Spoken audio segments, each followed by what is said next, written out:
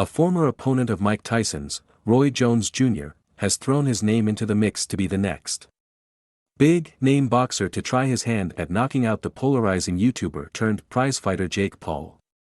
The internet sensation Paul defeated Tyson by an 8-round decision on Friday, the 15th of November, atop a massive boxing event at the AT&T Stadium in Arlington, Texas, that Netflix aired to an audience that it later claimed exceeded 100 million people worldwide. It has left great debate as to whom could be next to challenge Paul and Jones, who took part in an 8-round exhibition with Tyson in 2020. Said he'd happily fight the 27-year-old. Though Roy Jones Jr. said he has held no discussions with Paul, or his promotional company Most Valuable Promotions, about a crossover bout. The American former world champion across multiple weight classes expressed to Boxing Scene a willingness to compete himself against the online celebrity. "I haven't had any conversations about fighting Jake Paul," said Jones, 55, of the 27-year-old. "I am not really a full-fledged heavyweight. But I probably weigh what he weighs right now.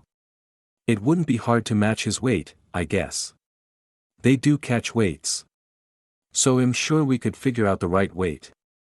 He then warned Paul about his intentions. Jones continued, "It would be very difficult to pick him apart because he is so powerful and big. He has power and is a dangerous puncher. I would beat him, I'm sure, but you would have to be on your A game all night, especially at my age." After fighting Tyson on Netflix, Paul faced no shortage of fighters wanting to box him. It is unclear in which direction he will next head. Paul faced criticisms feasting on athletes from other sports, as well as past prime MMA fighters. And so he then took on journeyman fighters, in a move no different to other rising prospects in boxing. However, he was criticized for that, too.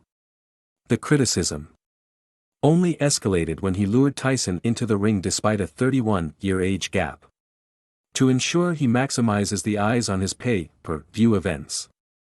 Paul will likely consider the path of least resistance to a world title opportunity.